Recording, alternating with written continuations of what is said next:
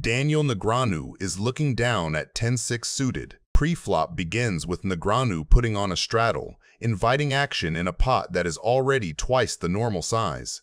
Tony G, holding 8-6 of spades, decides to attack the straddle. He raises to 2,200. This is a classic Tony G play.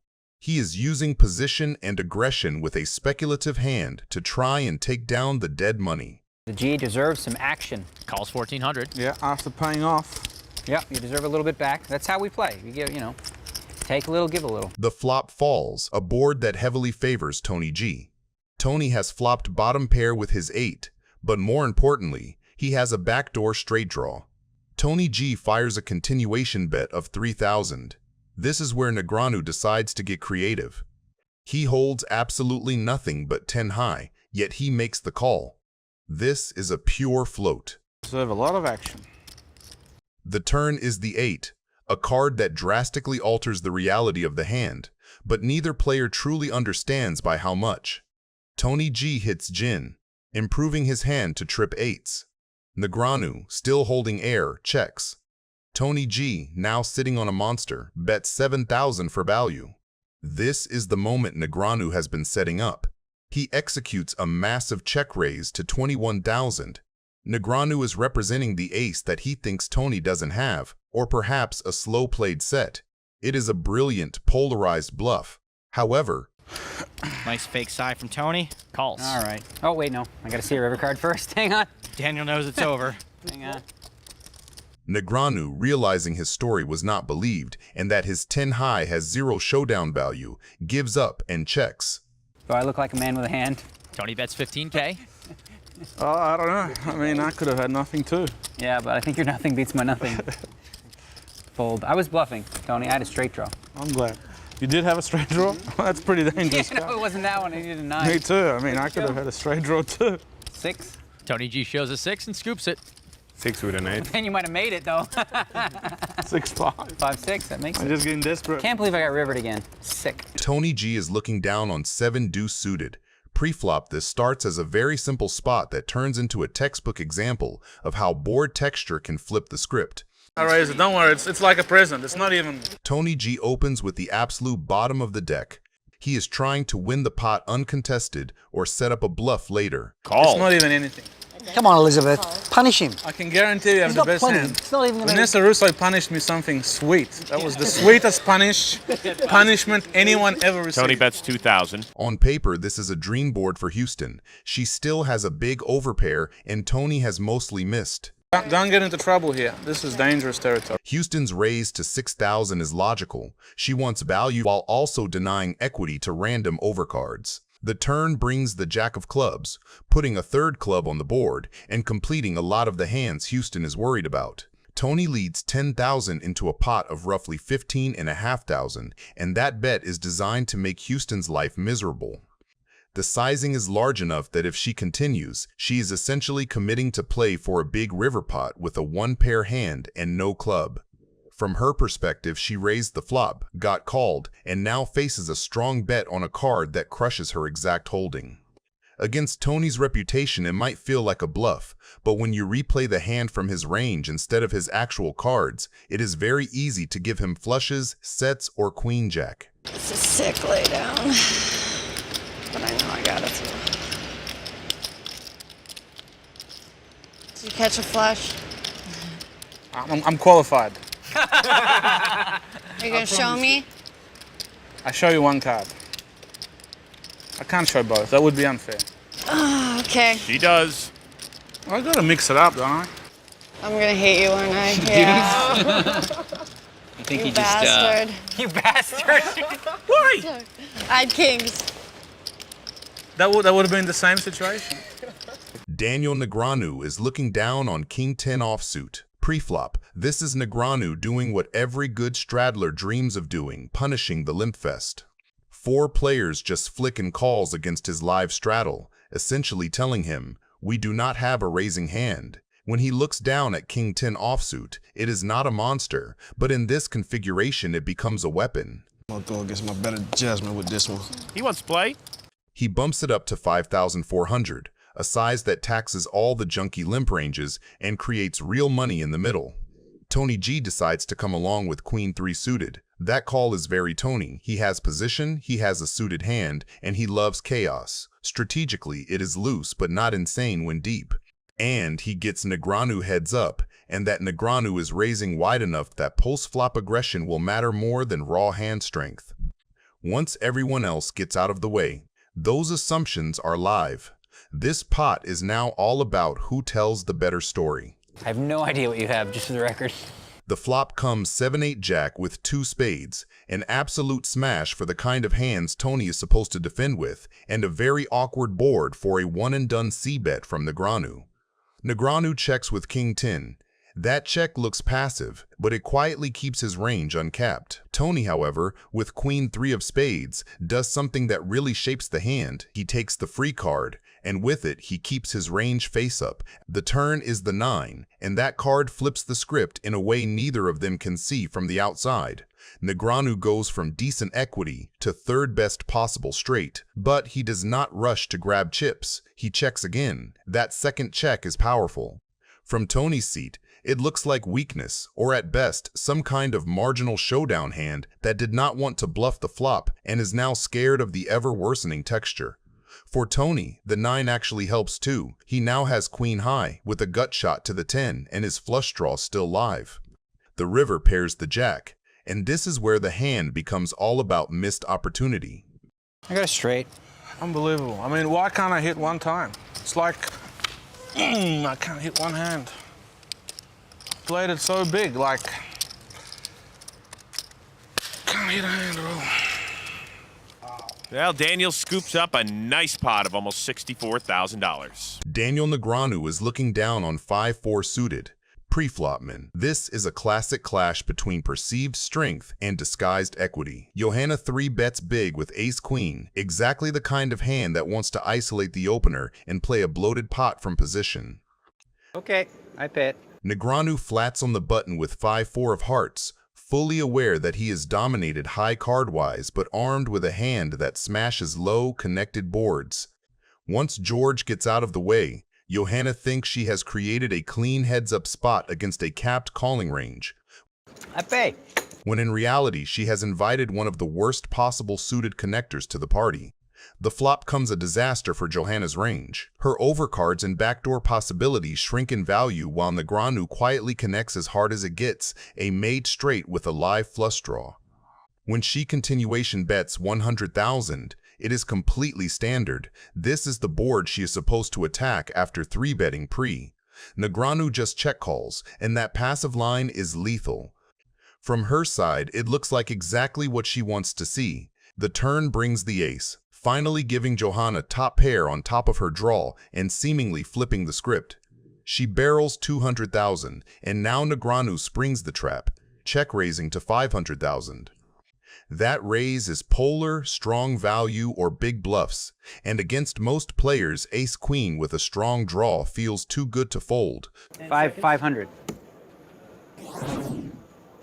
3 more. Negreanu's line almost never contains bluffs here. He has been slow playing on an ultra-wet flop, and the ace is a perfect card for him to attack. I'm all in. I call. An all-in and a call. I have it. She has a flush draw too? 4 5 of hearts for 8 of hearts for her. Sick hand, huh? That doesn't help her. That was very unlucky. Wow, what a hand. Yeah. Daniel Negreanu is looking down at ace-5 suited. Pre-flop highlights a critical error in sizing that often plagues aggressive players in deep-stacked games. After Negreanu opens loose his marginal hand, and Jennifer Tilly makes a recreational call with 8-6 offsuit, Tony G attempts to squeeze from the big blind with King 9 of diamonds. His strategic idea is correct, punish the wide ranges, but his execution is flawed. This sizing is disastrously small. It offers incredible pot odds to his opponents. That's a little pop. Nacho out, Hasham out.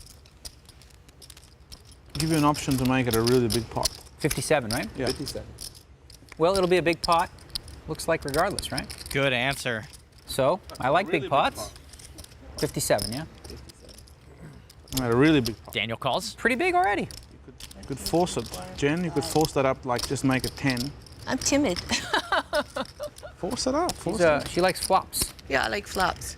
I'm a flop junkie. When you're as good as me, you like to see a flop because you can outplay people, especially when you have the button.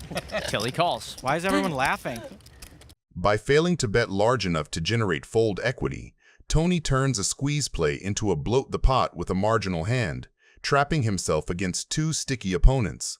The turn brings the 10, pairing the board. This is the trigger for Negreanu. When it checks to him again, he perceives the double check as extreme weakness. He fires 8,500, attempting to represent that he has a 10 or a jack. It is a pure bluff designed to capitalize on the passive play of his opponents. However, the plan backfires. Tilly calls because her hand has actually improved. With the board paired, counterfeit protection becomes less of an issue for her pair of 8s. Throws out a 25K chip. That'll count as just a call. Gotta wonder if she meant to raise and just forgot to declare it. On Tony with his gut shot. That's a call, right? Yes, it is. Dealer Marcus is on the ball. Jen doesn't look too happy about it.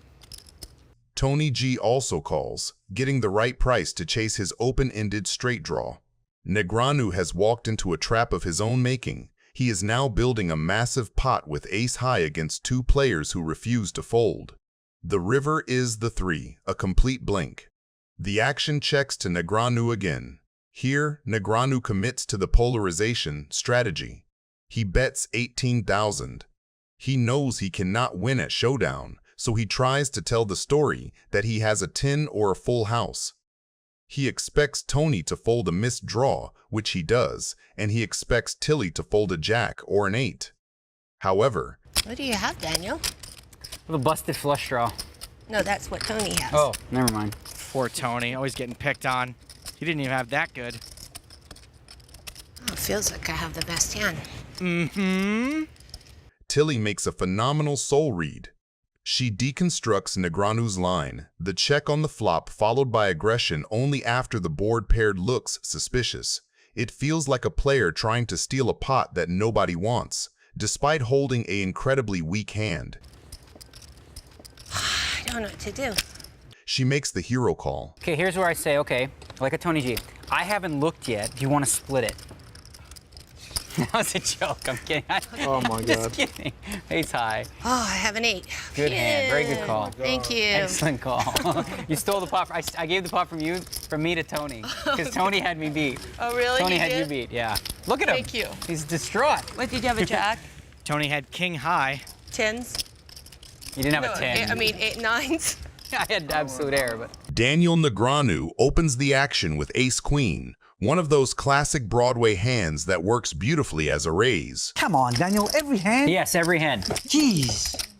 Every hand till Saturday. Saturday, he gets his highlights touched up.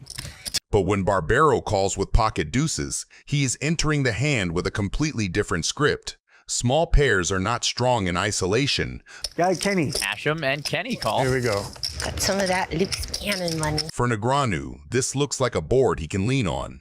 The paired deuce means there are fewer combinations of trips available, and with his pre-flop raise, he can credibly represent all the strong aces and overpairs. So he fires $3,000, aiming to pick up the pot uncontested or extract value from pairs below the ace. Barbaro, though, is sitting on quads. If he raises here, he narrows Negreanu's range immediately to hands that can continue, and with quads, that is the last thing he wants.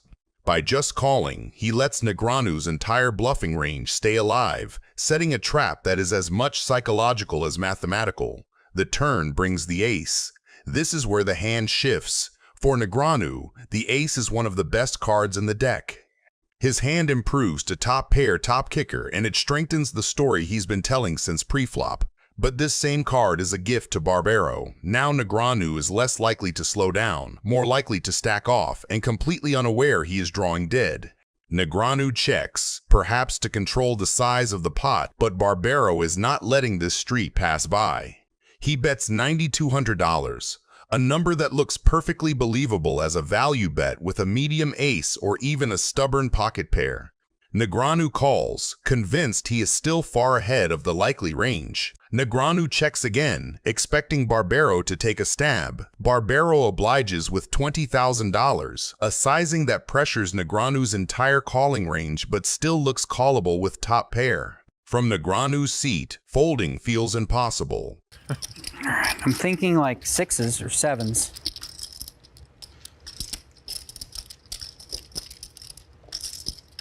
Sixes or 7s are good for me. I had you on ace-4, unfortunately, on the turn.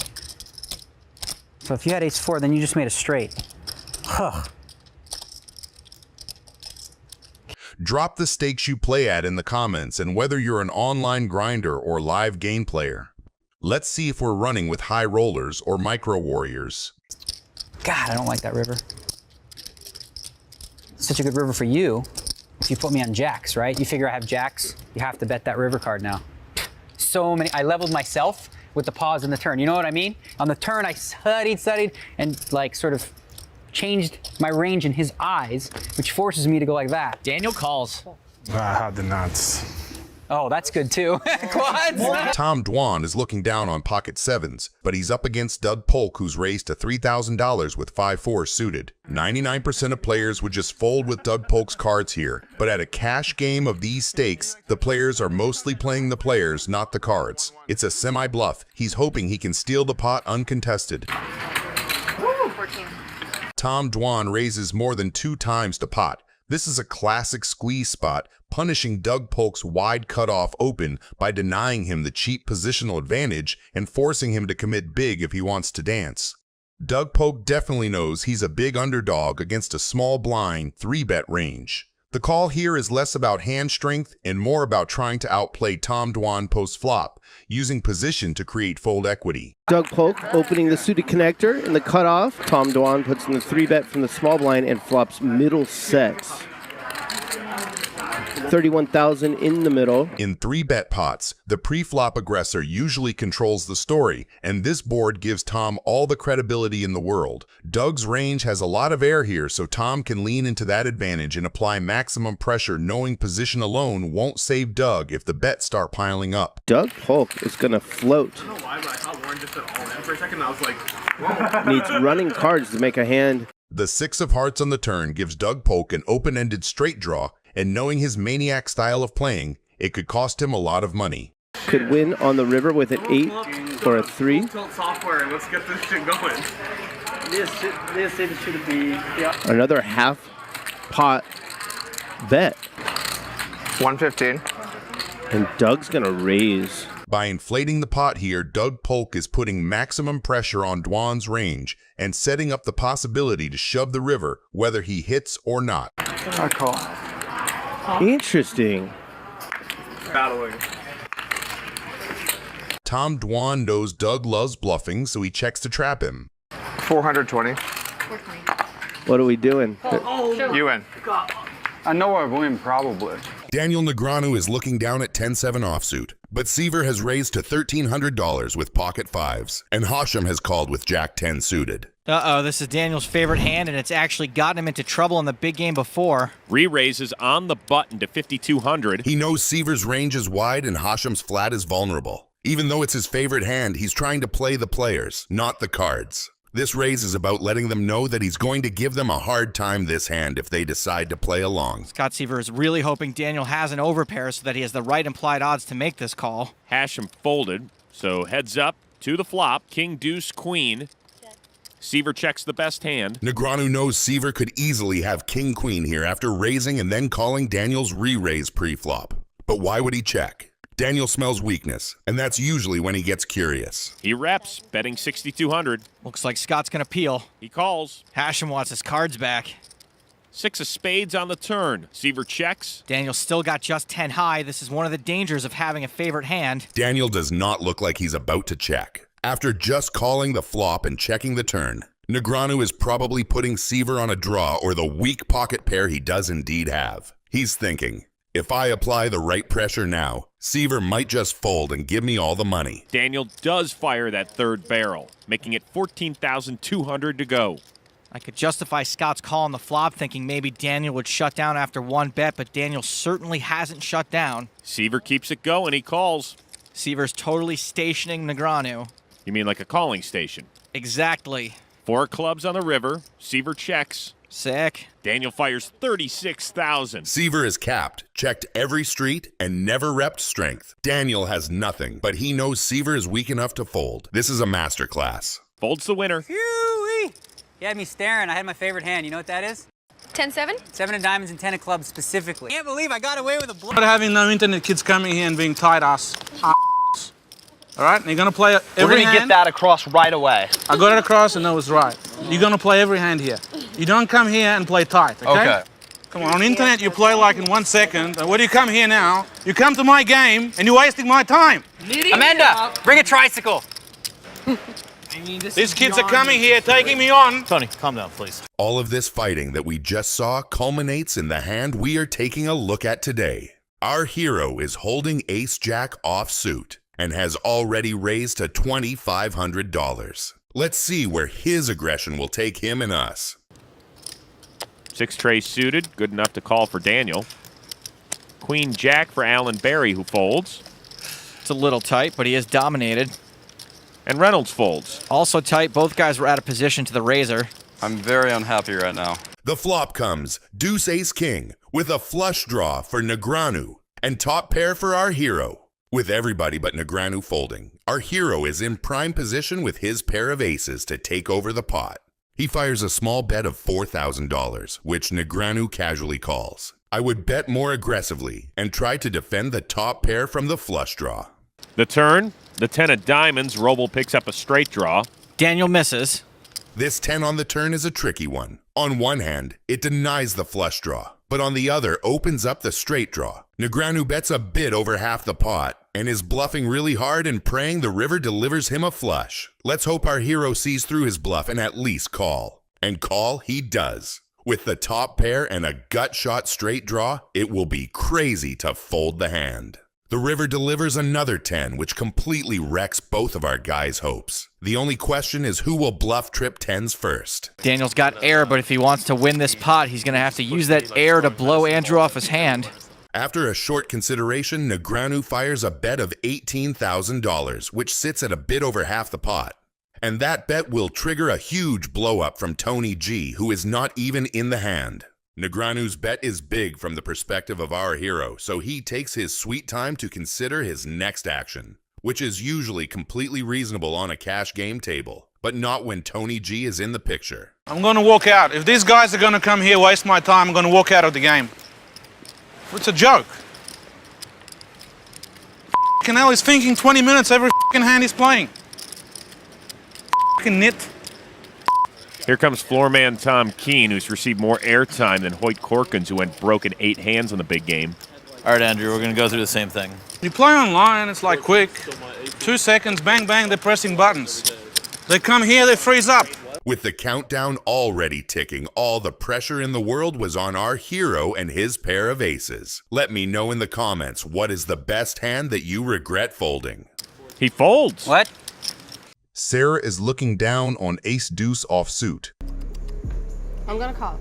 She limps the button with her hand being super under-repped, super annoying to play against, because it's technically garbage, but it blocks top pair, and it can still make nutty stuff. Me and Mrs. Finland right now, heads up. I believe it's Ms. Miss, I'm sorry, Miss Finland. All right, let's see a flop. Ronnie checks the big blind with 8-4 offsuit, which is exactly the kind of hand you want to see flops with for cheap. 10. Ronnie hits bottom pair. Nothing special on paper, but in a blind versus limp pot bottom pair is actually real equity. You're ahead of all the ace highs, gutter balls, and random floats. He leads 15K, and that lead is important. He's saying, I have something, I'm not just surrendering. You have something? Yes, I do. I believe you. I believe you. She instantly bumps it to 30K. That raise is pressure, not value. She's repping Queen X and basically saying, you don't get to name the price, I do. The thing is, Ronnie doesn't go away. He doesn't 3-bet, he doesn't spaz, he just calls. Why are you checking? You raised me on the flop. Num num. Ronnie just improved from, I kind of have a hand, to, I actually have a monster for this line. Trips in a limped pot is huge because, again, she's never putting him on 8-4. Ronnie checks, which is smart. He wants Sarah to keep telling her queen's story. She obliges by firing 55k. From her point of view, this is perfect. She thinks she already took control on the flop, so she keeps the narrative going. I raised you. You just called. You check turn. I'm still ahead. Ronnie now springs the trap and check raises to 155k. That's him basically saying, okay, I've got it. Time to pay full price. 255. She re-raises. What? Against a lot of players, this ends the hand. People hate facing turn check raises because that's usually the I'm not bluffing anymore line. But Sarah does something that tells you how serious she is. Really, huh? 255,000. That is not a protection raise. That is, I am not afraid of your story. I'm upgrading it. Now pause there and think about what that looks like from Ronnie's chair. He thinks he's the trapper with trips, and then she snap re-raises his check raise. That's psychological whiplash. At a minimum, she's repping queen with a real kicker. Ronnie, she's a little better looking than you. We're kind of rooting for her. Sorry, Yeah, buddy. I know. Maybe even something nuttier. He can't fold trips there, obviously. He calls. But the dynamic just flipped. He's no longer casually extracting. He's now in a leveling war. All in. And she shoves. In Ronnie's spot, what's your move and why? I want to hear from the guys who've actually been in these pots. On your way back from the comments, don't forget to like and subscribe. Oh my God! How is this happening? I thought it would be. I wanted to stay and play with you, Miss Finland. I understand. I know I am. I have a 4. He shows her his hand. Do you have 5-4 or something? Oh, gee. I don't know. Do you play, how often do you play this game? Do you know I have a 4 here? You know I have trips. I don't know if I can fold this hand. I don't know how you play. I never played with you before. What is going on here? If I fold this hand and they see this fold and you have like king queen or something, it's gonna be the most embarrassing thing ever for me. You understand this, right? Okay. And Ronnie's folded. Holy shnikes. Ronnie, you're going to the cage. Phil Hellmuth is looking down at pocket 4s. Pre-flop begins with a sequence that illustrates exactly why Phil Hellmuth is the most frustrating player in the world to play against. Peter Jetton opens the action to 2,000 with ace-queen, a standard aggression from a young pro. Amit Makija, sitting with pocket kings, wakes up with a monster and puts in a textbook 3-bet to 6,000. In a GTO world, the action should end here for most marginal hands, but Hellmuth, holding pocket 4s in the small blind, decides to cold call the 3-bet. This is a move that math-heavy players despise. He is playing set or fold, out of position against a range that crushes him. You might be the tightest player at the table, Lucky. What? I thought you'd be the most aggressive. The best hand I had all night was 2 9s. This is like Barbaro poker, man. Jetton calls. You're playing like Phil Hellmuth, and Phil Hellmuth's playing like you. I don't know what's going on there. The flop falls low and connected texture that misses the pre-flop aggressor's high card range, but connects dangerously with the type of garbage hands Phil is known to defend. Here, Hellmuth deviates from standard strategy entirely. Instead of checking to the aggressor, he leads with a donk bet for 10,500. This bet is psychological warfare. He is effectively asking Makija, do you have an overpair, and are you willing to lose chips to find out if I have a set? Holding the kings, he cannot fold, but he also cannot raise without isolating himself against a set of 7s or 5s. The turn brings the 2, a card that adds significant equity to Phil's hand. He now holds a pair of 4s and an open-ended straight draw, needing an ace or a 6 to make a straight. Phil switches gears and checks, likely sensing that Makija is ready to fire. Feeling his kings are still ahead of a random pair or a draw, he bets 24,500 for value and protection. Phil's call here is loose. He is chasing a draw on a board where he could already be drawing dead to a set, but his stubbornness and perhaps a sense that the poker gods are with him keeps him in the hand. The river is the ace, the ultimate money card for Hellmuth. The dynamic shifts violently. Phil, having backed into the nuts, leads out for a massive 48. From Makija's perspective, this is a nightmare. The ace is a scare card and connects with the board's runout. Furthermore, Phil's line lead flop, check call turn, lead river is incredibly strong. Only Phil Hellmuth can look into your soul. Know if you have it. It represents a hand that was trapping on the turn and is now extracting maximum value. Makija looks at his pocket kings, which have now been downgraded to a mere bluff catcher. Oh, Phil. It's a close spot. He's still trying to pick something up off of Phil. All right, Phil. You can show me a bluff. AMAC folds. If he was bluffing, he'd be smiling right now. So, believe me, he would love to show you that bluff. Daniel Negreanu has pocket kings. Raises. Yeah, queen high. Queen high? He opens the pot to $1,200, a classic early position flex that targets the blinds and sets up a pot he can steer in position. Phil Hellmuth, smooth, calls, choosing pot control and range protection over a thin 3-bet. Eugene Katchalov comes along as well with ace-9, content to realize in position and take a multi-way flop against two ranges that can play face-up on ace-high textures. Katchalov checks the ace-high flop, protecting a top-pair hand with a middling kicker and letting the action declare itself. Negreanu checks behind. Pocket kings hate attacking into two players on an ace board, and the slowdown keeps weaker hands and bluffs alive while controlling the pot. Hellmuth takes the invitation and fires $1,200, a small stab meant to fold out nothing hands and price set against exactly these cautious checks. Katchalov calls, signaling he is not afraid of a little heat with top pair. Negreanu overcalls, a cagey line that keeps both ranges uncapped and disguises the true strength of kings by wearing the same hoodie as ace-X. You too, Daniel? Yeah. My God. You didn't expect two calls, right? No, I was expecting one call. No. All three check the turn after the 8 rolls off. That card changes little. Katchalov sees no need to inflate with his kicker problem. Hellmuth's one-and-done bluff correctly shuts down into two sticky ranges, and Negreanu continues the sandbag, preserving the option to spring value or bluff catch on rivered scare cards. The river drops the king of clubs and the trap wakes up. Katchalov leads $4,200, thin value that hopes to get paid by worse aces and denies a free showdown to stubborn pairs. Negreanu answers with a raise to $14,200, selling a story consistent with a slow-played monster or a patient ace that improved, and crucially targeting the very hand Katchalov is value betting. I think Phil's Hollywooding a bit here since he bet out on the flop. Hellmuth gets out of the way, his earlier poke having run its course. Faced with a credible, disciplined raise from a player who never overbets his bluffs, Katchalov has to reassess whether ace-9 is really a cash-out hand or a tip jar. And Eugene folds. I had at least that. Daniel Negreanu is looking down at king 10 offsuit. So I guess we'll be seeing you after you win the NAPT passport. Yes. Like, seems like a lock right now. You're probably going to end up around 400,000 is my guess. That, you know what, now that would be a nice payday. That would be acceptable. Preflop initiates a battle between two generations of poker excellence. Negreanu, the master of small ball and post-flop maneuvering, opens the action to 1,200 with king 10 suited.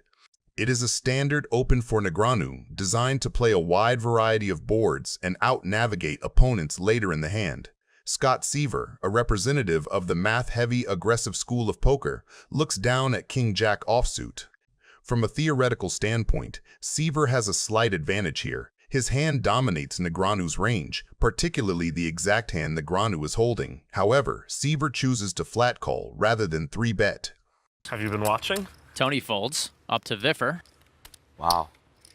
I would never fold this hand, but the new and improved Daniel? Folds. The new Daniel. There's a new version. 3.0. Yeah. Just wait till I lose. By just calling, he keeps Negreanu's range wide and uses his position to control the size of the pot, avoiding a scenario where he isolates himself against a stronger hand like ace-king or a big pocket pair. True to his aggressive nature, Negreanu fires a continuation bet of 2,000. He is telling a story that he holds a hand like ace-queen or a set, trying to deny equity to hands exactly like Seiver's. Scott goes nowhere. He has a piece of the board and position on the opener. The turn brings the ace, a miracle card for Negreanu. He leads out for 6,200, betting for value with the current nuts. Seiver, staring at third pair and possible gut shot straight, decides to just smooth call. Raising here might balloon the pot and isolate Seiver against stronger hands. By calling, Seiver keeps the pot manageable and can make a decision when he sees whether the river is favorable to him or not. The river card is the 10, and it is the great equalizer.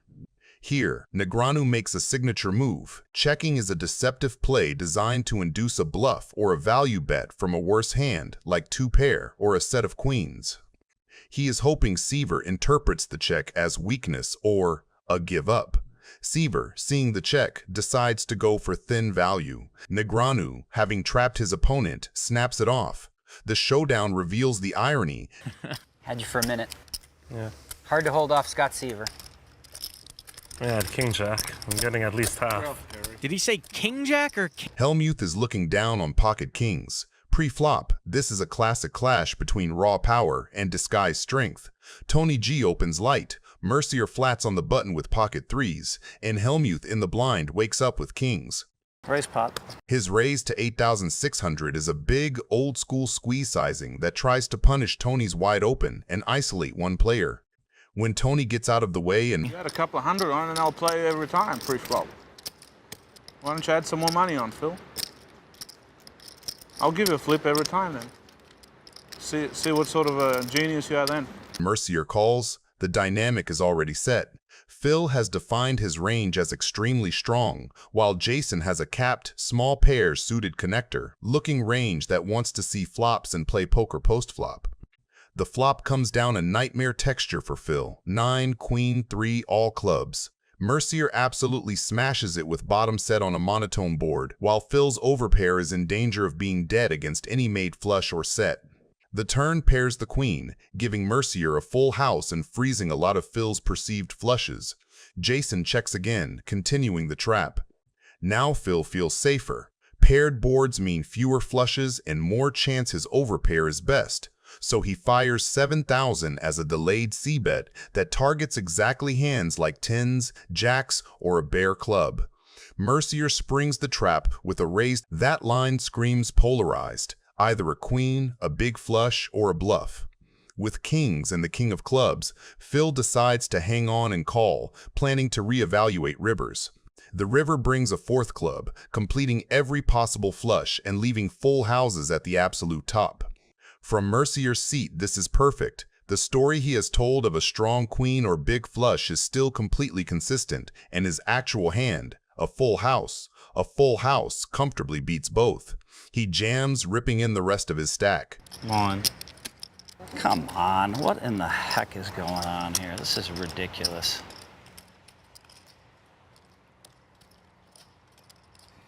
This is what happens to me when I play in these frickin' cash games. Now you're back to yourself. That's better. I couldn't hold it in. I was worried I lost you. God, this is so brutal. Jason's betting big here, having a pretty good idea Phil's got a premium hand. How much is it? 67.9. Phil folds. That's a fucking gotta show. Phil gets away from it and saves himself almost 70 grand. Felt like a sick bluff, sir. Sick. Or pocket 9s. Either or. God, that's so brutal. Could have been worse. If I bet the flop, I just ship it with him. Who wants to... Tony G is looking down on king 4 suited. Pre-flop, this pot starts out as a fairly standard multi-way situation that quietly plants the seeds for a brutal cooler. Harlow opens with ace-9, Antonio peels in position with king-jack, and Tony G overcalls with king-4 suited. From Tony's side, this is loose but very on-brand. He is in there to play pots, especially deep-stacked and in position on an amateur opener. Behind them, the blinds come along, and you get exactly the kind of bloated, almost family pot where dominated kings and weird suited holdings collide. Here he comes. You've been quiet, Phil. Preserving your lead. Not really. I just, I check. The flop texture massively favors the kind of speculative, wide calling range Tony brought to the pot. He flops top and bottom 2 pair, while Antonio hits what looks like a very strong top pair with king-jack. After Hellmuth and Harlow check, Antonio's continuation bet for 4,200 into the field is completely logical. He charges draws, gets value from worse kings and tens, and represents the strong pre-flop range he had by flatting the raise in position. Tony's raise to 15,000 is the key inflection point. With 2 pair on a coordinated board, he wants to punish exactly hands like Antonio's, forcing them to pay a premium to continue. The raise size is big enough to thin the field and make life uncomfortable for single-pair hands, but not so huge that it blows them off. Hellmuth and Harlow correctly get out of the way. Antonio, holding top pair with a strong kicker and some backdoor straight equity, is never folding to a single raise and makes the call, likely putting Tony on king 10, a bluff, or some kind of combo draw. What do you have left? Antonio checks. You want exact count? No, it's fine. And Tony's decision to check back is deceptively strong. With 2 pair on a now even scarier board, betting again would inflate the pot against a range that has improved to many strong 1 pair plus draw hands. The river ends the hand in one swing. It gives Tony a full house, kings full of 4s, and upgrades Antonio from a strong but beatable top pair to trip kings with a big kicker. After checking twice, Antonio now leads 20,000. This is a classic value bet sizing, targeting exactly the kind of hands he thinks Tony might have slow played, queen 10 or maybe a stubborn king 9 that check turn for pot control. Tony's response is a cold-blooded shove, an enormous raise over the river stab that polarizes his range to absolute monsters or air. In theory, that sizing should make Antonio very suspicious. There are not that many natural bluffs that take this line, and the full house region is heavily concentrated in Tony's loose pre-flop range. But in practice, when you have trip kings with a strong kicker, have seen your opponent check back a dangerous turn, and the pot is already large, folding feels almost impossible. What the hell did you check the turn with, Tony? All right, call. Antonio calls all in and sees the bad news. I see. Tony wins a pot of 150 grand. Chips? The worst. Vanessa Russo is looking down on pocket aces. Pre-flop, this looks like a routine spot that secretly sets Vanessa up for maximum pain. She opens to 1,000 with aces, the dream starting hand, and gets flatted by Lex on the button with king 4 of clubs. Suited king in position versus a single raise is completely standard for him. He is not trying to make a monster. He is trying to play pots and lean on people post-flop. What Vanessa sees is a competent pro calling wide on the button.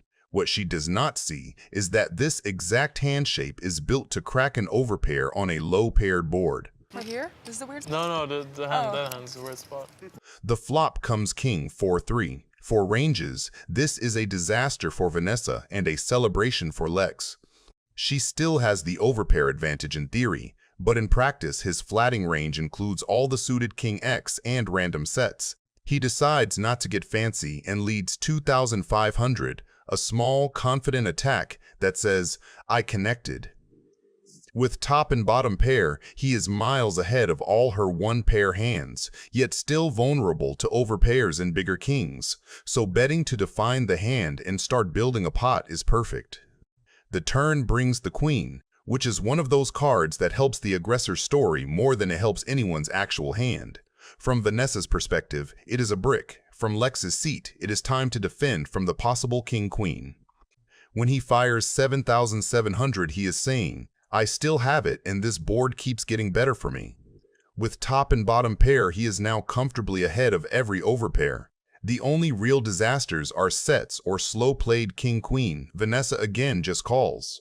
That second call is very telling. She is no longer trying to protect aces. She is explicitly putting Lex on a king or a bluff and deciding to ride the hand down as a bluff catcher. The river pairs the 3. And that seemingly harmless card quietly locks in the cooler. Lex's kings and 4s are now counterfeited. When he bets 18,400 for the 3rd time, The line is completely coherent. Oh, sick river. Unbelievable. Pretty good with these rivers with aces. Tony G is looking down at 5-4 offsuit. How does it go? Today is a good day. Oh yeah, that's that with the Ice Cube song? Yeah. Preflop sets the stage for a classic clash between mathematical precision and pure chaotic feel. Scott Seiver opens the action to 1,200 with pocket queens. It is a premium hand that demands value. However, waiting in the wings is Tony G, a player who thrives on making his opponents uncomfortable with unorthodox holdings. Tony looks down at 5-4 suited. Played a little ball, messed around, and got a triple-double. A hand most players would muck against an early position raise and decides to make the call. He is looking to crack a big pair or outplay Seiver on a low board. What did I just do there with my brain? Change my mind 4 times? That seems no good. Where's the confidence? To the flop.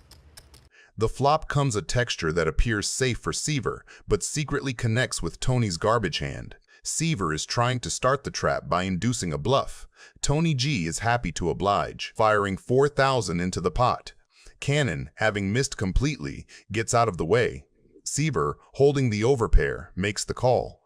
He is comfortably ahead of Tony's range, but by just calling, he allows Tony to see another card. Here we go. The turn card is the queen, a card that sends the hand into the stratosphere. By checking the turn, Seiver gives Tony a free roll to the river. He fails to charge the draw, assuming his set is invincible. The river is the ace, the most disastrous card in the deck for Scott Seiver.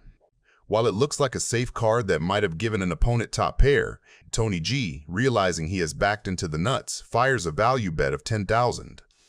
Seiver now springs the trap he has been building since the flop. He check raises to 36,000, confident that his set of queens is the winner. He expects Tony to call with a worse set or 2 pair. When Tony G makes the call, the reality sinks in. If it didn't come a flush, I would have got it all in. I mean, that's how sick is that? How sick is that? How unlucky are you? It was sick for one of them. Tony G happy to pick up that. Daniel Negreanu is looking down on 8-6 suited. Calacanis opens to $1,200 with pocket 7s. That raise is standard from middle position. It folds out trash and plays well post-flop. Negreanu flats with 8-6 of diamonds. He is not calling to hit a pair. He is buying position, playability, and high equity boards. This texture massively improves the caller's range relative to the raiser. The pre-flop opener still has all the overpairs, but the callers capture the lion's share of the strong draws and 2-pair straight candidates. Negreanu's exact hand is near perfect. He leads $2,500 into 2 opponents, a small but purposeful stab that pressures ace-high and pocket 8s through 10s, while charging draws that he blocks and dominates. Got a little some of that. This card flips equity on its head. Kalakani spikes a set, but Negreanu's straight also arrives. Importantly, the new straight is very available from the caller's range. Any 6 often peels the flop, so Kalakanis' set is strong but not invulnerable. Negreanu bets $7,000. That sizing accomplishes 2 things. First, it prints value immediately against 1-pair overpairs that do not believe, and against sets that fear raising into a straight. Second, it continues to charge diamond draws that are now drawing thin versus a made straight. From a range standpoint, the flat is telling. He is unlikely to have an overpair without redraws to a full house that wants protection. The board pairs. Full houses become possible and, in fact, Kalakanis improves from a set to 7s full of 4s. Negreanu's straight loses equity versus the portion of Kalakanis' range that slow played the turn with boats in mind. But many worse hands still exist. This is reminiscent of a typical hand for Daniel Negreanu. Let's have the nuts with a redraw and see what happens. Let's pair the board, yeah. God, really? No, gotta be kidding me. Guess that means you don't have the Jack-9 this time. No, I had the nuts with a redraw. What'd you make it? How much? 35 more. Only 35 more. Only 35 more. Why? Why not? Why not? Why not? What did you have like, you don't have a set, right? Because you would have raised me? Yeah, I would have raised her the set. I could have flopped a straight. Could have flopped straight. Okay, I can beat that. Whew. Could be on a flush draw. Could be busted. Yeah, that's true too. 4s and 5s. No, I think you raised Could have quads. Yeah, you could have that too. Could have aces and just be overplaying them. I was gonna fold for sure, and now I'm thinking about calling you. So you're doing a good job if that's what you want. Now I'm gonna be quiet and pretend that's not what I want. Tip the dealer $1,000. I will show it to you. You have to split it with the other dealer. Oh, I guarantee. That's a good deal. So $1,000, you know what I have. You don't have to live and wait till the end of the. There's the call. Sorry, not in the hand. He called it. Tadeshi kicks things off with pocket queens. He is raised to 36,000, but he's up against McAllister, whose cards we don't know yet. Philip McAllister calls out of a stack of 1.74 million. Yeah, that's a lot of dimp. Rabba comes in from the big blind, so a three-way to the flop. Jaya Rabba. And that flop is queen 8-4 with 2 clubs. Looks like Rabba has checked to the razor. Makes sense. Tadeshi's pocket queens just flopped top set on a pretty dry board. It's a dream scenario for him. But McAllister and Rabba could easily have flush or straight draws since they just called pre-flop. So he's probably going to look for a value bet here. It's been checked to McAllister. And I've been impressed by what we've seen from this guy today. Pose. Really? It supposedly means you're comfortable. A lot of poker players sit like that. So the bet from McAllister is 48K. Rabba doesn't look like he's gonna fold here. We don't know if he's drawing or if he actually has a piece of the board. But after Tadeshi checked on the flop, he might raise and try to scare him off. Rabba calls. Monsieur Tadeshi. I think it's Paul Tadeshi, actually. Tadeshi's in an interesting spot here. He's confident his hand is strong, but Rabba's call indicates some kind of draw or a strong pair. He's probably wondering if Rabba's just trying to see the turn cheaply or if he's setting up a move. It's a tricky decision. Does he bet for value or does he just call and allow these two bad boys to potentially bluff on the turn? That's a call as well. We're still three-way as we go to the turn. Yeah, Jack of Hearts on the turn. Rabba checks. And I think that was a check from Tadeshi, yep. He's gone from the one arm on one shoulder to 2 arms on 2 shoulders. The old water slide pose. Philip McAllister bets again, 136,000. This could be a potentially huge pot. Especially as it looks like he's calling. He's raised all in. McAllister just called. He flats the all in. But look at the price he's getting. Cool. Okay, well. Does call. No one has a pot-sized bet left behind now. Good point. The river brings the ace of hearts and Rabba's looking down at the board, still not knowing the strength of Tadeshi's hand. He could be holding a decent pair or even a straight, but the ace definitely changes the dynamic. Does he believe Tadeshi has a hand like 2-pair, or is he worried about a potential set or a straight? The ace might just be the card Rabba needs to bluff at this pot and try to steal it. Do these two just check it down? No, they don't. He bets 300. Actually competing for the main pot of 1.4 million. And now, McAllister moves all in. How does everyone have a hand here? I have no idea. Baffling the way this hand is played out. That's a call. No, it's a fold. Yes. And he likes what he sees. No, King 10 clubs. King 10 of hearts for a royal flush. It is a royal, and look at that, Tadeshi did have a set of queens. What a terrible, disgusting run out for what is going to be the best hand almost always. Daniel Negreanu is looking down at 6-5 offsuit, but he's up against his nemesis of 20 years, Phil Ivey, who's holding King Jack suited. Ivey raises to 75,000. Most players would probably fold in Daniel's spot. No choice, can't fold it. Gotta see a flop in the big blind. There's the call. So it's Daniel versus Phil. Ivey is 64% favorite for now, but the flop comes 8-6-6 and Negreanu hits trips. I don't see Phil falling for this. Phil checks too. I don't know how, but he can somehow feel Daniel is strong here. A king on the turn. Now I see him falling for it a little. Negreanu wants Phil second-guessing every assumption. Wants him trapped between is he bluffing and is he setting me up? What looks like hesitation is actually misdirection. This is less about cards, more about control. Daniel leads. Phil now with top pair. Even if you think Daniel has a 6, you can't just go fold in top pair. Negreanu's sizing here leaves Ivey about 3.5 to 1 on a call. And with top pair, that's usually a no-brainer. But what Daniel's really doing here is laying the groundwork for the river. He's planting the seed that says, if you call now, you're going to have to call big later. This is psychological compounding. pressure applied in stages. Daniel is hoping that Phil did indeed hit that king on the turn, and he's going to try to make him sweat like a maniac. He calls. The river is a jack. Wow, Daniel is running better than Prefontaine. Daniel value bets his trips. Phil forced to call with top 2. Nope. So obvious you have a 6. Got 350. Trip sixes. Phil shows king jack for top 2. Daniel's trip sixes take 5. Good call, good call. Good thing you didn't raise. That was smart. You know what you're doing. Daniel Negreanu was looking down at 10-9 suited. Pre-flop brings together 2 distinct ends of the poker spectrum. How much is that? 8 straddle this time? 10-9 of diamonds for Daniel. Always have to, you know, double check. The action begins with Negreanu raising to 2,500. It is a classic Negreanu hand, connected, suited, and perfect for navigating post-flop without putting his entire stack at risk. I'm gonna win this one. That's what they call a 3-barrel bluff, right? That's what that's called. Hey, by the way, when you do the video on 3-barrel bluffs. 3-barrel bluffs. That's gonna be. Here's an example of a 3-barrel bluff. Salomon, sitting in the big blind with 4-3 suited, decides to defend. The flop is an absolute action board. For Salomon, this is the gin flop without actually having a mate hand.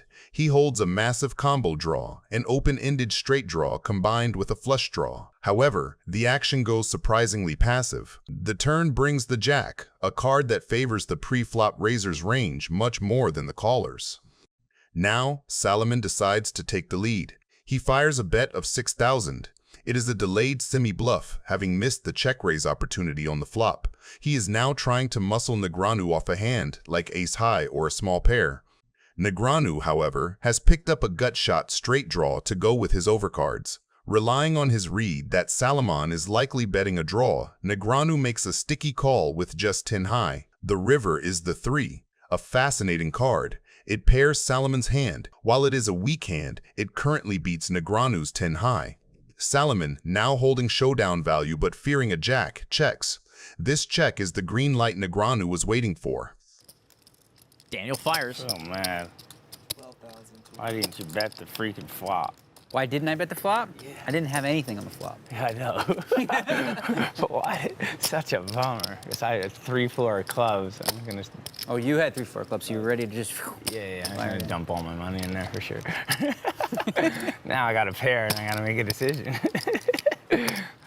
Sort of sucks. It sort of sucks. How much is it? 12,200. Yeah, I think you got a jack for some reason. No. While I'm bluffing, I might as well just keep doing it, right? Until they call eventually.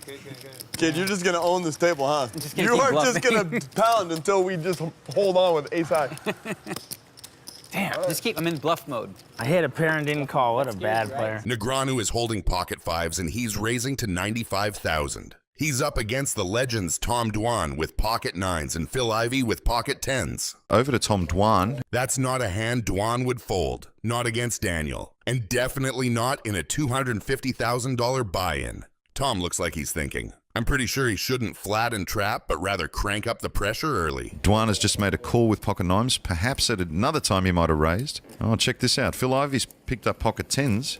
Yeah, I'm pretty surprised. Just called. Yeah, I'm pretty surprised by the flat call from Phil. It's usually a spot where you'd like to squeeze, especially the fact that he's on the button. It's going to look pretty fishy and quite possibly have someone play back at him. Ike Haxton folds. The flop comes 3 queen 6, 2 spades. Negreanu opened with pocket 5s, whiffed the flop completely, and now he's first to act on this board, with Dwan and Ivey behind him, who are not exactly known for playing nice when they smell weakness. Misses all of them. A check from Daniel. This will be interesting. I don't think any of the three of them are going to be too thrilled with that flop, to be honest. Queen's certainly in the calling range of Tom and Phil. Hands like King Queen, Ace Queen. I expect Phil will just check this back as well. Phil does. We'll see a turn. The turn is the 4 of clubs, and things are starting to line up for some sneaky draws. No one took a stab on the flop, which means this pot's still up for grabs, and Negreanu knows it. And given the fact that he was a pre-flop aggressor, both players have checked back the flop. He does take a stab. Dwan isn't just thinking about his cards. He's scanning Daniel and Phil like he's picking up frequencies. These guys are playing poker on a different level. Every glance, every pause, every chip toss. There's a language here only the elite understand, and Dwan is fluent. I think Tom is more than happy to peel one here with nines. He's got to assume that Daniel's going to bet a queen on the flop there. Well, he's got his eye on both Daniel and Phil, looking across the table to both players, and he smooth calls here. So round to Phil Ivey, and this is a tough spot. Even though he does have the best hand, it's probably correct to fold. Yeah, well, Phil Ivey kind of stuck there. Tom Dwan now eyes only on Daniel Negreanu, and the river's a two of hearts. And Daniel gets there. Oh, Daniel checking. He's going to try and trap him. And look at this, it might work. Dwan reaching for chips. I check. Oh, wow, Tom Dwan checks. Daniel not happy. I don't bet my friends, you know? I don't bet my friends. Wow, Dwan's really relieved. Daniel Negreanu is looking down at pocket sevens. Pre-flop creates a fascinating collision between two distinct eras of poker. The live read intuition of Negreanu and the high-volume mathematical precision of the online legend, Randy Liu. The action begins with a raise to 1,600 from the loose cannon, who is holding pocket nines.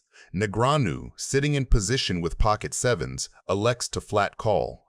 This is a staple of Negreanu's small ball strategy. He wants to see a flop cheaply and use his post-flop skills to navigate, rather than bloating the pot with a marginal pair. However, Randy Liu wakes up in the small blind with pocket queens. Recognizing the dead money and the capped strength of the caller, Liu executes a textbook squeeze play, 3-betting to 6,000. I know you coming in. Hurry up. You know it, right? You raised anyway. What is that all about? What was that? You knew I was calling, but you raised anyway.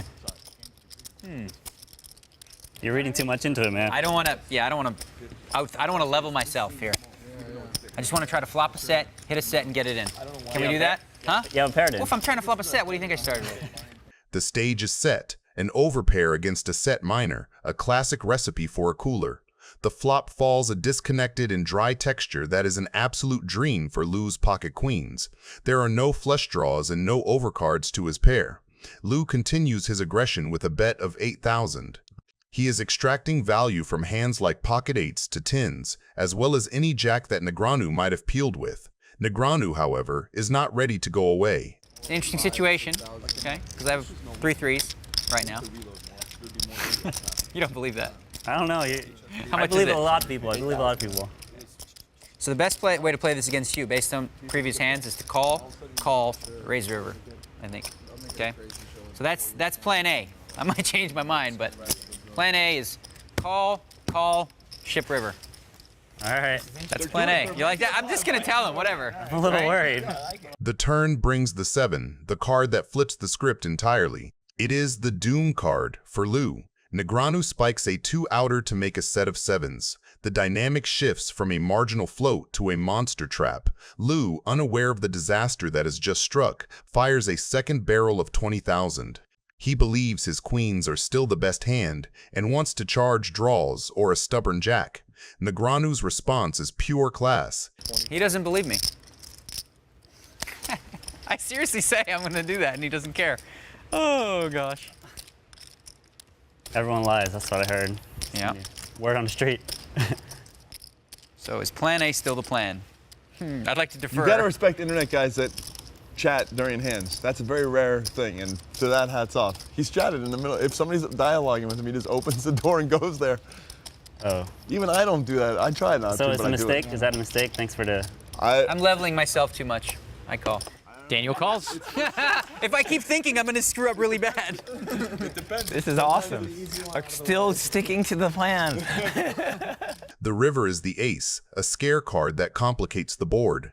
It hits Liu's bluffing range, but also potentially scares a pair of queens.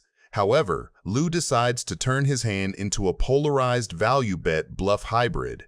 He fires a massive 47,800. He is representing the ace, trying to fold out a jack or a smaller pair. I'm now worried that you just made 3 aces. How much does he have? How much did he bet? Fired 47,800. I told you I have 3 threes and you just don't care, or you have that beat, right? Well, if I talk too much, I might let you know what I have. Bro, the thing is, when you talk, you might get the other result. You might get wins that you shouldn't have got, etc. You know? That's true. It's not all. How light is Daniel thinking of calling this time? What's he got left? Let's see. I can't see. Just lift your hand. That's good. It really smells like aces. Does that mean Daniel was already beating a pair of aces? Pocket aces? Oh, it's a difference. I can't fold anyway. Calls. Queens. Turn to set. Wow. Oh, wow. Nice hand. Daniel Negreanu is looking down at Queen 10 offsuit. Pre-flop showcases the aggressive, wide-range strategy that defines Randy Lu's online background. Lu opens the pot to 1,400 holding 9-5 offsuit. Someone needs a 3-bet for me to play. To an amateur, this looks like a reckless play with a trash hand. But for a high-volume grinder like Lu, this is about board coverage and stealing the blinds. He is attacking the players, not playing his cards. You're gonna have to be the hero of this hand. You know you want to play some hands. Huh? You know you want to play some hands. I do. I want to play some hands with you. Negreanu, sitting in the big blind, is not going to let the young pro run him over. He defends his blind with a standard call. Now we're heads up again, and I'm going to check in the dark. Old school. Did you check I in the check dark? in the dark, yeah. All right. That's verbal. I can't do that online, so Right, it's a little weird. Lu, adhering to the always be aggressive philosophy, fires a continuation bet of 2,000. He is representing the king, hoping to fold out Negreanu's ace highs or weak pocket pairs. Double check to see if I have king 3 of spades.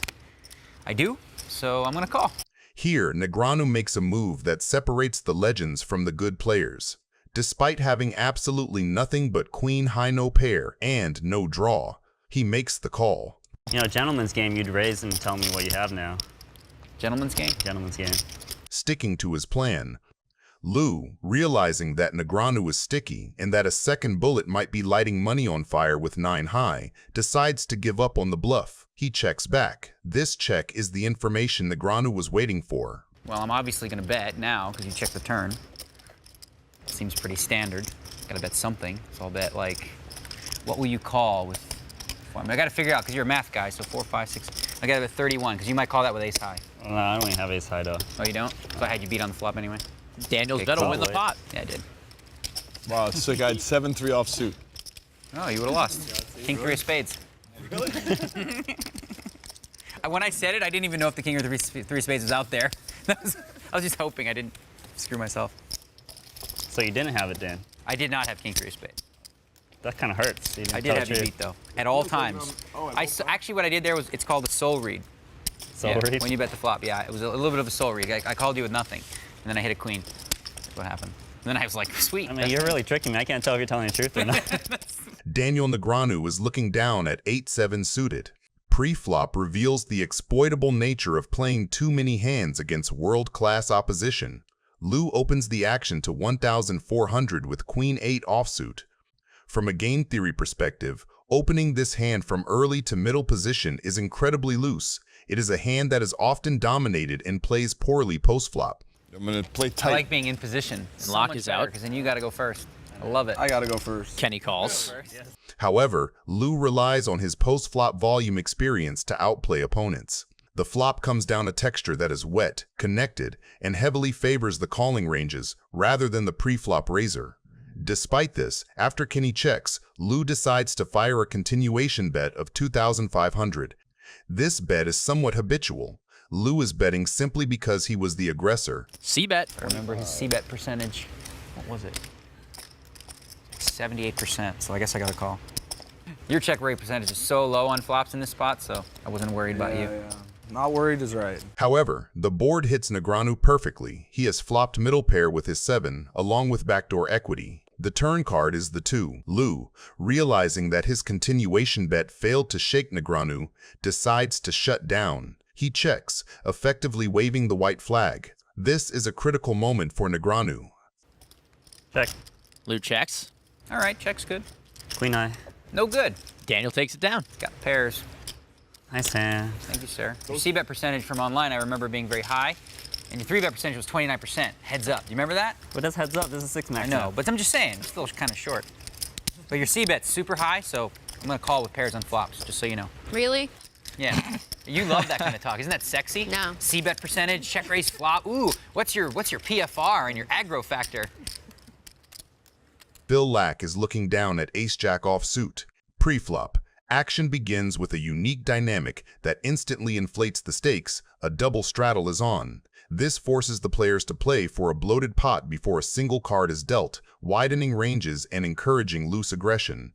Phil Laak, known for his tight play, finds ace-jack of diamonds. In this lineup, this is a premium holding, yet Laak decides to just flat call the straddle rather than raising to isolate.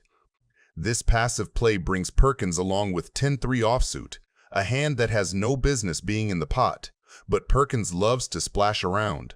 The result is a three-way pot where ranges are wide, undefined, and dangerous.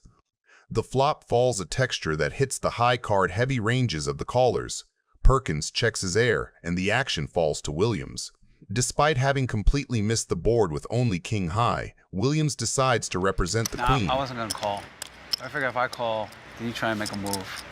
Then you guys crash into each other. One of you gets wounded. Then I'm going to get you. Folds. I like it. Planning for the future. Planning.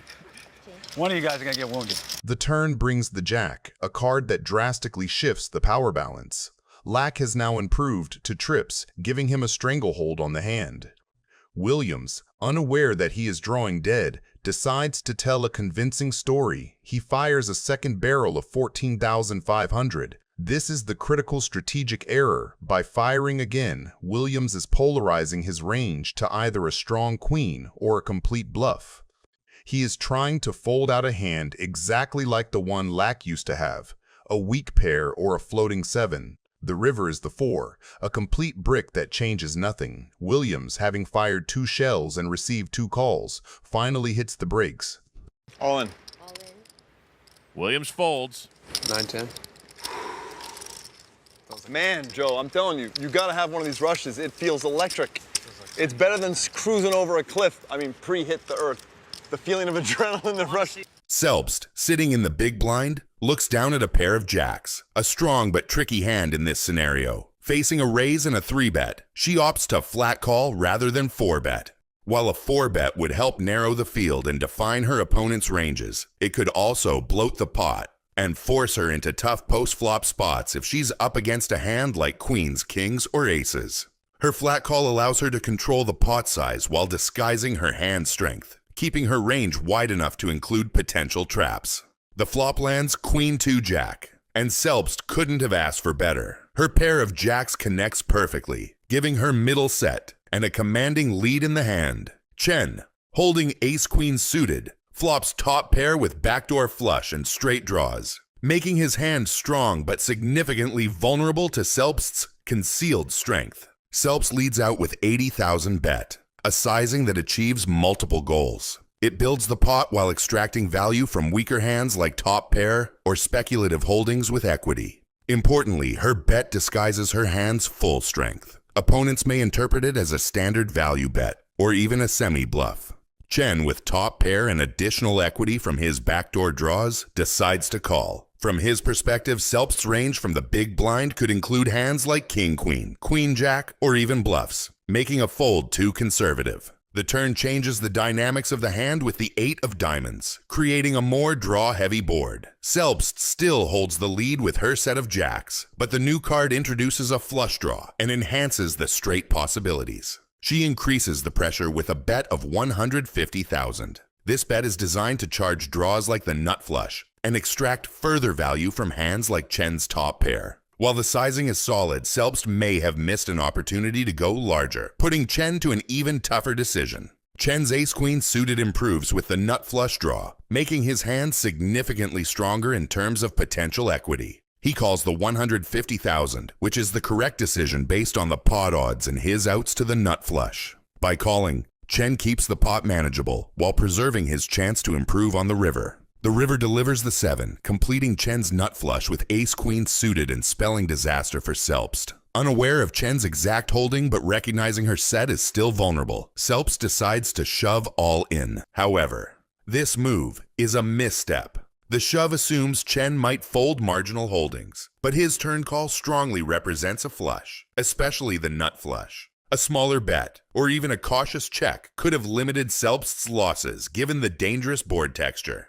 Chen barely needs to think. With the nuts, his call is automatic. There's no possible hand on this board that can beat him. He confidently flips over his cards, claiming the massive pot, and leaving Selbst regretting her river shove. The table is four-way after Tony G opens, and Viffer, Negreanu, and Seiver all come along. That matters because equities flatten in multi-way pots. Single pair hands lose value while nutted, and draw heavy holdings gain. Tony G's range from early position in this lineup still contains suited connectors. There's room for everyone to keep improving. I mean, the way you guys all play, there's certainly tons of room. Yeah. Scott calls. I'm going to go with an old Hellmuth trick. Watch this, gentlemen. Check in the dark.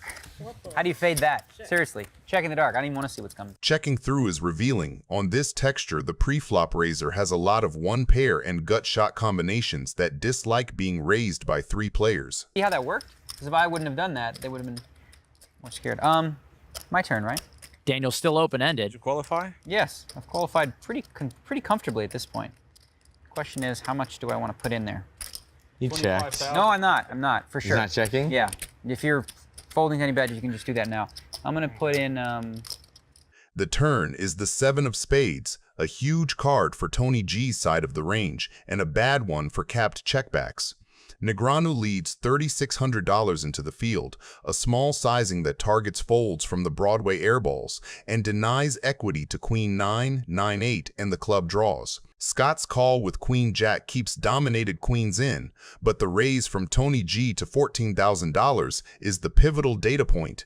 After a street of passivity, that raise is heavily weighted to value. If I win the pot, I'll give you your money back.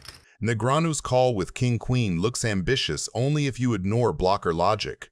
He removes the queen that completes Tony G's higher straight and retains outs to the ace or 9 to make his own. Scott correctly recognizes he's in kicker jail and releases. Wow, that was a big sweat. Took a long time. That speech really got him. He made a big laydown just now. The river is the 9 of diamonds. Range-wise, it's a dagger for Tony G. His made straight from the turn remains a straight, but Negreanu's king-queen now upgrades to the higher straight. When Negreanu fires $35,000, the story is polarized between exactly that high straight and bluffs that bricked clubs or random Queen X that tried to push Tony G off a one-pair hand. Are you also offering my $4,800 back if you... Tony calls and Daniel wins a $100,000 pot. I had the nuts on the turn. Wow, well done. Phil Hellmuth is looking down on ace-9 offsuit. Yeah, doing an add-on, if no one objects. No, of course. I don't object. Add on for as much as you like. Up to 500,000. Pre-flop. This is a perfect example of how one aggressive decision can pull three other players into a very volatile pot. Brunson opens with 6-5 suited, a classic loose raise that keeps the game flowing and his range wide. I call. Hellmuth wakes up with ace-9 offsuit and chooses a big 3-bet to $12,600. That sizing is doing a lot of work. He wants to isolate the opener, pick up the dead money, and use position plus skill edge rather than pure cards. The problem is the hand itself. Ace-9 offsuit looks pretty, but in a re-raised pot it is in terrible shape against any calling range that includes better aces, big pairs, and suited Broadway. I raised the pot. When Wiggins looks down at pocket kings behind all of this, he is in a dream spot and decides just to call. That flat call is very tempting. He keeps all the weaker hands in, disguises his strength, and gives himself a chance to win a huge pot without ever having to face a 4-bet, but it also invites the players behind to come along with speculative holdings. 12-6. Yep. Call. We have some cannon action over here. And Brunson, getting an excellent price in closing the action, comes along as well. I know Tony's gonna call it, so I might as well too. Yeah. I love these big pots. What a sick hand this is. 4 ways. I'm landing on anyway next pot, so it's like a free roll for me. By the time the dealer spreads the flop, Hellmuth's isolation 3-bet has turned into a 4-way pot where his dominated ace-9 has to navigate 2 deep stacks and one of the strongest starting hands in poker. The flop comes 9-10-9, and the board instantly rewrites everyone's expectations. That flop looks like you, doesn't it? No, Phil, I look like me. $17,000. Phil bets 17,000. If you look like me, why you bet so much? Hellmuth, who started the hand with the most questionable value hand, suddenly finds himself holding trips with top kicker. From his point of view, this is about as good as it gets. He blocks full houses with his ace-9, beats every overpair, and is way ahead of any 10x that peeled pre-flop. 36,000. I love you, Ernest. I try to gamble, I just can't. Doyle folds. I was gonna race. I'm so sick. Tony G's out. Wow. This is almost certainly disaster for our loose cannon. 200,000. What are you gonna do if I move in? You gonna call? Phil, of course I have no choice but to, my brother. You got aces or kings or something, or what? Man, if I had aces or kings, man, I'd be the man right now, wouldn't I? Well, I don't think I have a choice here. This is so sick.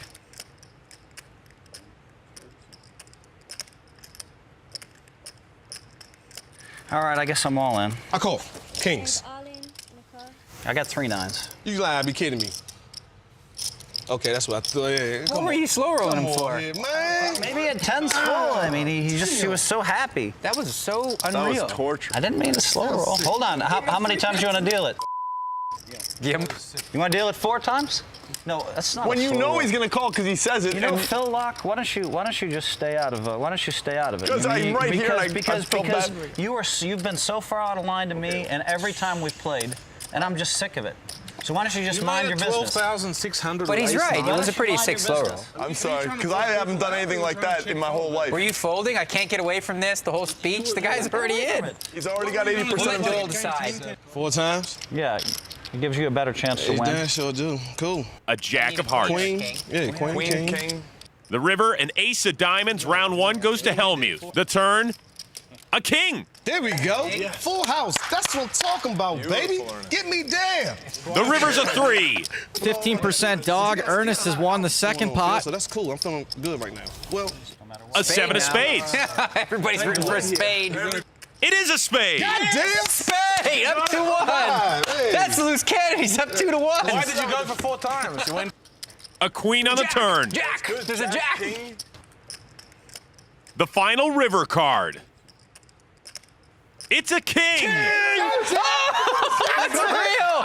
He hit 3 out of 4. He hit 3 out of 4. That's with the worst hand. Why is everyone so happy except Phil? That's what I'm talking about. Huh? Vanessa Russo is looking down at ace-10 suited.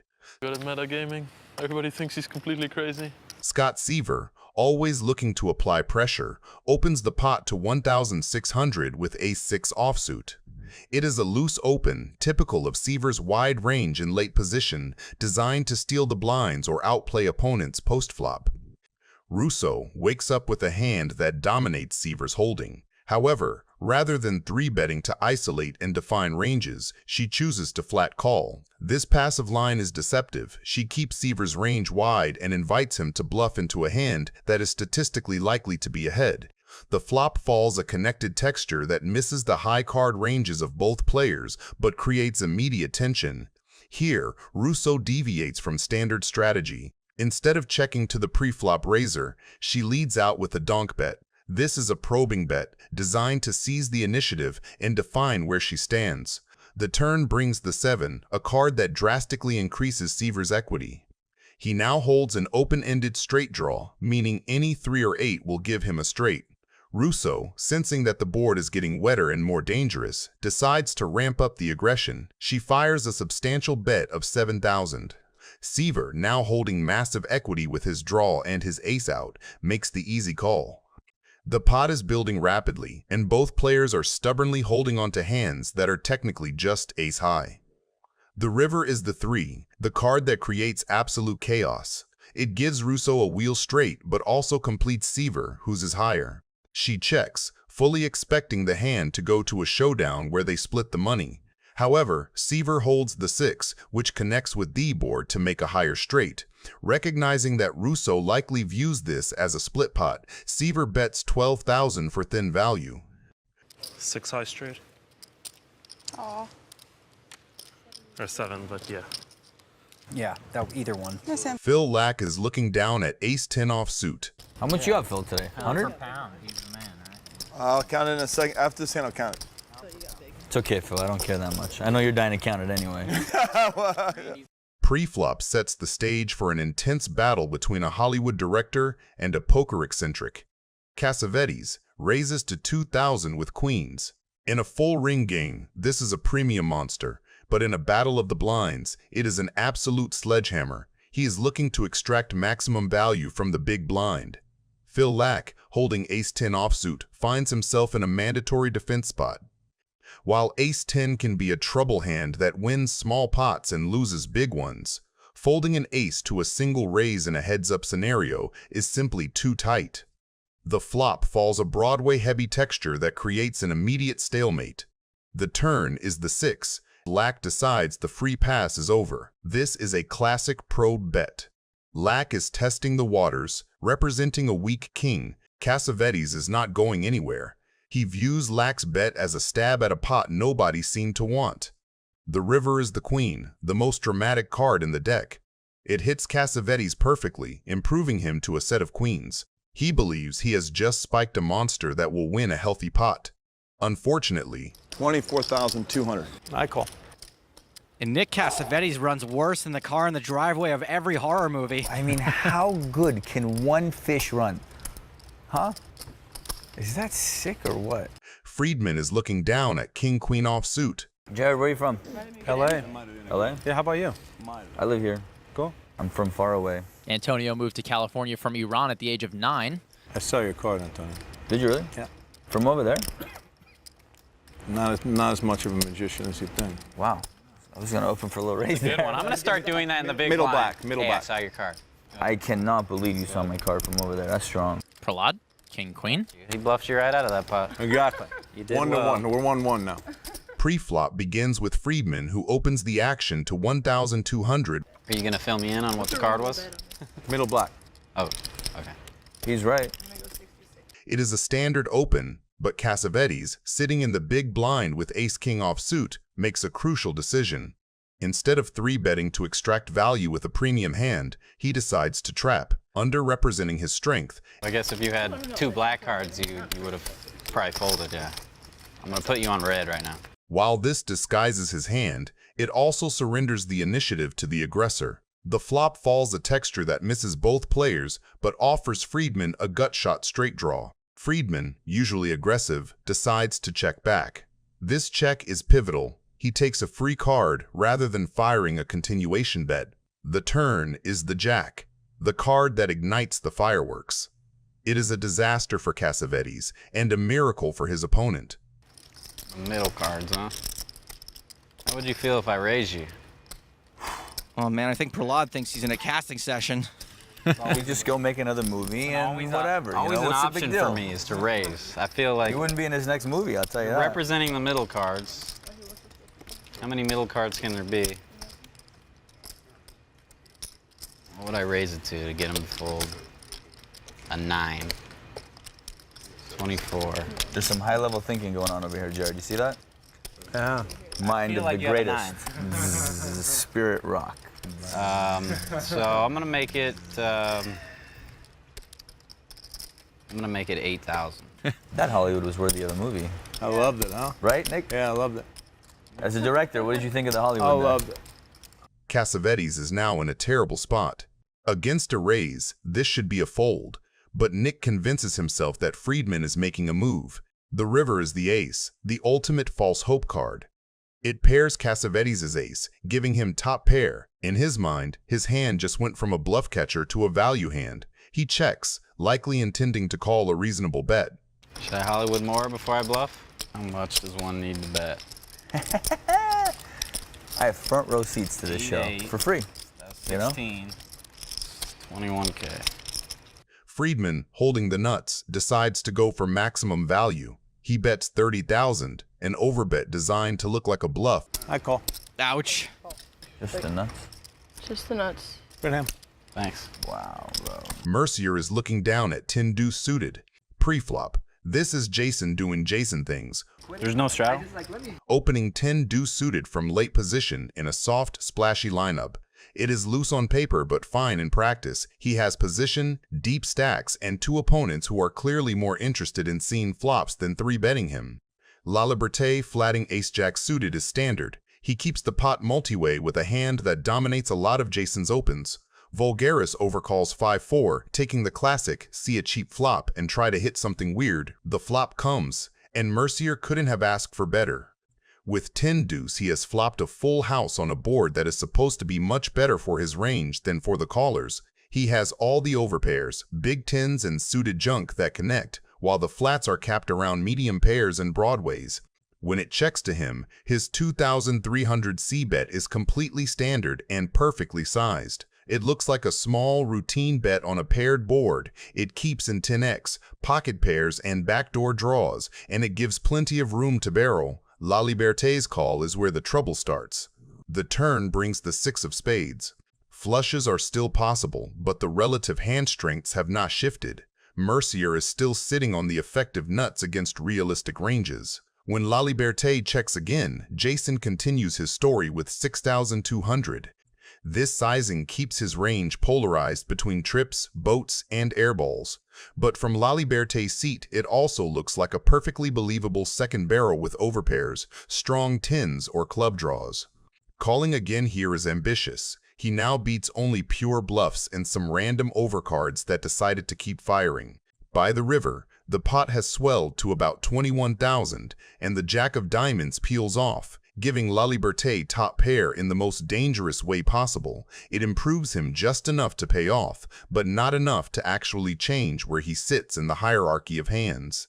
After a third check, Mercier goes for 15,700, a very deliberate value sizing. And he calls.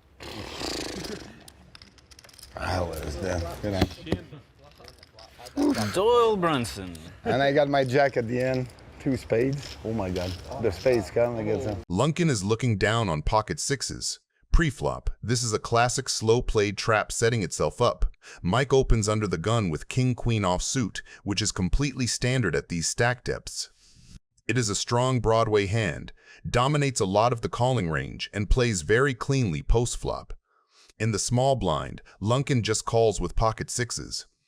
That flat looks harmless, but it is already dangerous for Mike. Small and medium pairs love to see flops, especially against an early position raiser whose range is heavy on big cards. O'Dwyer completes in the big blind with king-jack, getting a great price in closing the action. The flop comes paired rainbow. It is one of those rare boards where everyone hits something but one player is hiding a huge hand. Mike absolutely smashes it with trip queens and top kicker. Against 2 blinds who defended and checked to him, his continuation bet for 250,000 is automatic. He gets value from worse queens, pocket pairs, and random floats, while also denying equity from overcards and backdoor draws. What he does not know is that Lunkin has flopped a full house. After checking, Lunkin now springs the first part of the trap and raises to 750,000. That raise is doing 2 jobs at once. It builds a pot with a monster, and it tells a story of a semi-bluff or a weaker queen, not the very top of range. O'Dwyer correctly gets out of the way with king-jack, but Mike is in a very tough spot. Folding trip queens with top kicker to a single raise on this texture is almost impossible. The turn is the 8 of spades, a complete brick for the core battle between these 2 ranges. The paired queen and the 6 still matter most, and any aggressive action now is heavily weighted toward value. Lunkin leads for 1 million into a pot that is already swollen, and that sizing is perfect. It is big enough to put serious pressure on Mike's medium-strength hands. He shoves. I call. Close enough. Mike McDonald drawing thin. Did he say 6 or sucks? He needs a king, queen, or 8. He's got 6 outs. The river card. It's the K6! He should have said queen. Katz is holding 7-4 suited. Pre-flop, this heads-up pot begins exactly the way high-level players expect it to. Katz opens the small blind with 7-4 suited, raising to 240,000.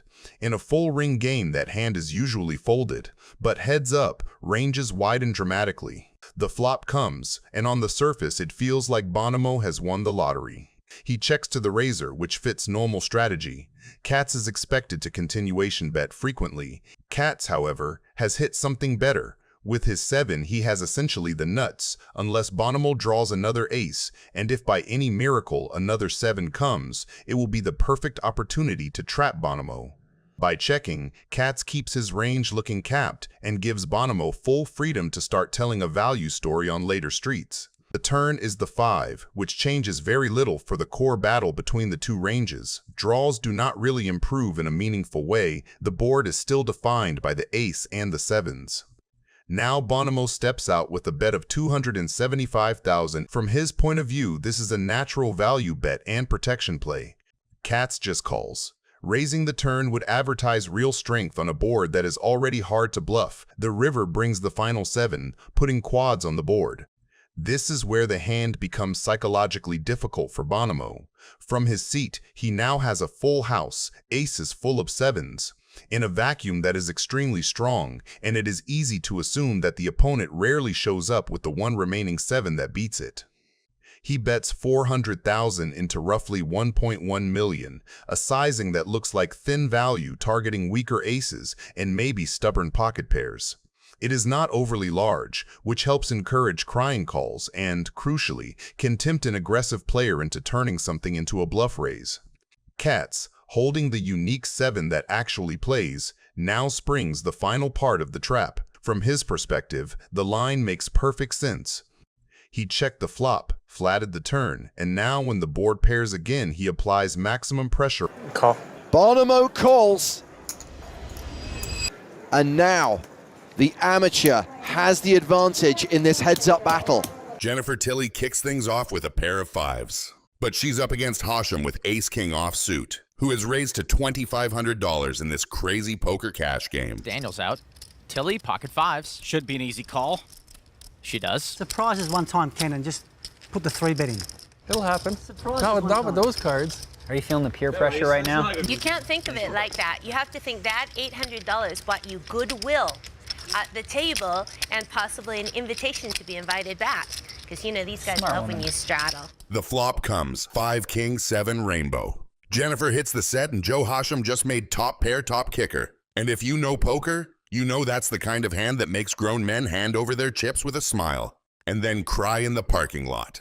Tilly donks it for 3K. Poor Joe Hasham, this is just not his week. Poker isn't about what you have. It's about what you represent. And right now, Joe's call caps his range. He's telling Jennifer he doesn't have 2-pair. He doesn't have a set. He's sitting on a 1-pair hand, hoping to keep the pot low. 5 of clubs, quads for Jen. This is the second time Joe's been up against quads this week. Tilly is holding the bangers. But notice, no fast plays, not even a bet. She's hoping he has caught something to hold on to while she tries to slowly squeeze him off. Joe could easily think he's ahead.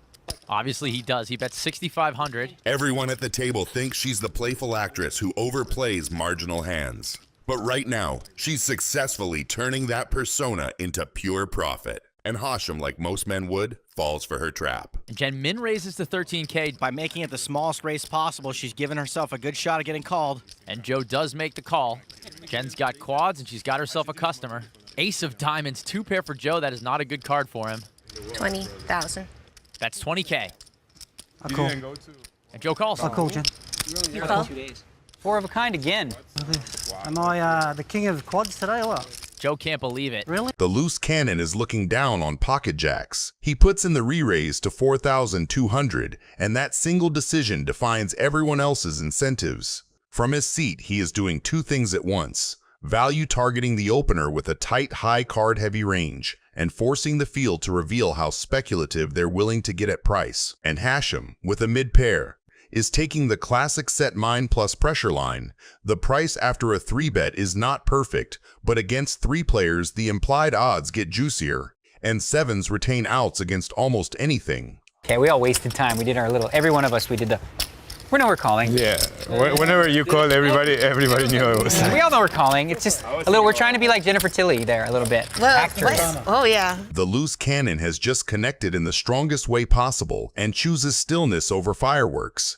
He does not need protection on this texture, and in a four-handed pot, any bet from the pre-flop aggressor looks so credible that it will vacuum the air out of the room. By checking, he invites stories to bloom from worse hands and gives the field a chance to stab into a board they should attack. The turn brings the 4 of hearts, barely nudging ranges, and the checks roll to Hasham. Now he fires 12,000, smart, targeted pressure. He is keying on the universal fear of trips, punishing capped checkbacks, and leveraging position to buy folds from ace highs and small pairs that hate life facing 2 streets.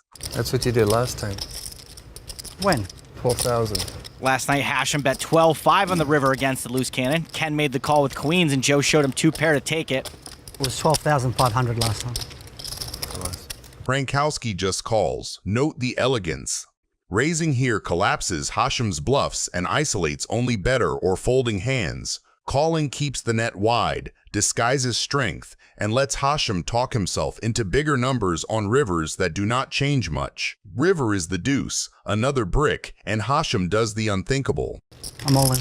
He's all in. Call. 4 jacks, I guess. She's in with 6s. Jennifer Tilly kicks things off with pocket 6s. This is a decent hand to entertain a small raise with and see if luck is on your side. Back on Arden. She calls the 3-bet as well, so 3-way to the flop. Oh my word, set over set and Griffin's flop top pair? This is going to be bad for Griffin, but it's going to be real bad for Arden. With the board that the flop delivers, everyone has something to bet about. But instead of that, Tilly and Cho decide to check. With that in mind, our weak top pair is trying to take control of the board by shooting a small bet of $2,500. Tilly is loving it because other than a set of kings, nothing else on the board beats her, and she would love to see this pot growing, so naturally she calls. Miss Cho, on the other hand, has a completely different plan. She is not waiting for the pot to grow. She is growing it herself. She does that by firing a $9,400 bet. Now Benger has a choice. Entertain this top pair, or realize the truth and just give up. Why is he so serious? He's like a goober 99% of the time. The angry man quickly decides to fold and not pursue the king. On the other hand, Tilly is more than happy to oblige Miss Cho by re-raising to $30,000 with her set of 6s. Oh boy. Jen re-raises $30,000.